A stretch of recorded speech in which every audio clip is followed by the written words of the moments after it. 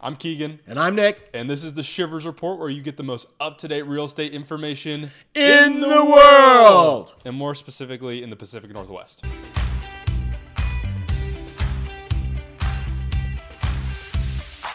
Majority of agents have gotten into the business after there was the crash. Mm-hmm.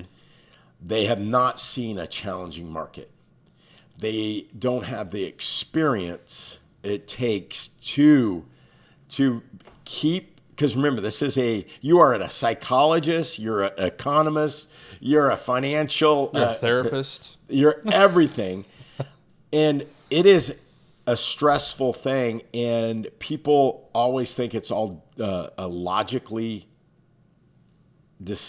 people decide logically, but it's not. They decide emotionally. Yeah. And if one side gets ticked off, the other side gets ticked off, the agents get ticked off, things crash. So there is a little bit of education lacking in our current industry for agents that have never dealt with a tough market, where they're just like, oh my gosh. And for an agent that's sitting there in that point right now, or an agent that just wants to learn and get better in those areas, what would be your couple recommendations initially? I mean, there are so many YouTube channels out there that can go through and teach you how to be a good agent.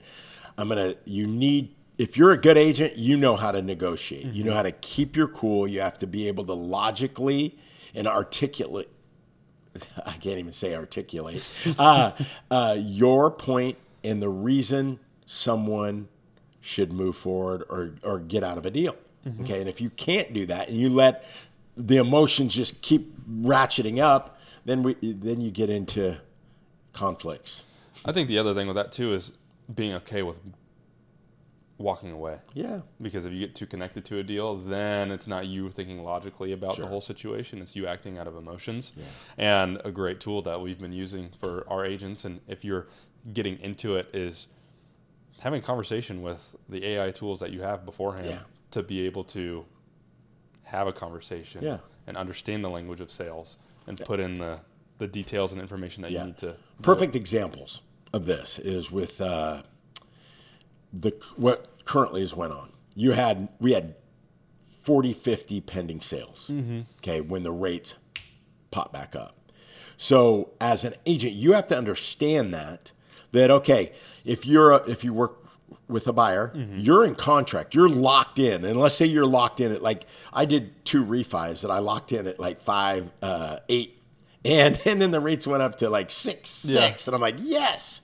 Okay, but on a purchase, if you fall out of contract over a grand, you're losing that. And you're at 5.85, and now interest rates, I mean, because a week ago they're 6.61 or whatever, you've just lost $100 a month in your mortgage payments. Yeah. So over a 30-year, that's going to cost you a lot more than $1,000. Vice versa, if you're a seller, understand that you've lost a percentage of the buyer pool, not only because of if they can qualify, because of when there's uncertainty in a market, you have less people that are wanting to move forward because there's a lot of uncertainty. So both the buyer or the seller need to be informed. How do you navigate that to make sure both parties can come out with a win-win? Yeah. So thanks for tuning in to the Shivers Report. If you have any questions about real estate, we have you covered. Until next time, we're out.